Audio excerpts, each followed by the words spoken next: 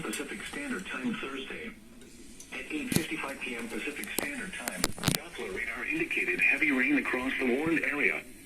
The expected rainfall rate is 0.25 to 0.5 inches in 45 minutes. Flash flooding is ongoing or expected to begin shortly.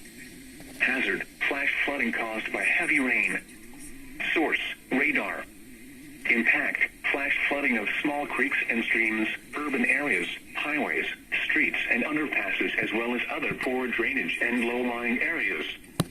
Some locations that will experience flash flooding include Long Beach, Whittier, Alhambra, downtown Los Angeles, storms producing heavy rain that will continue overspreading the warned area. Hermosa Beach, expected rainfall rate is 0.5 to 1 inch in 45 minutes.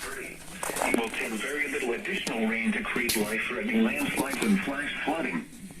Flash flooding is ongoing or expected to begin shortly.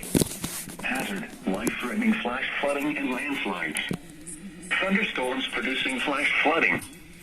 Source: radar.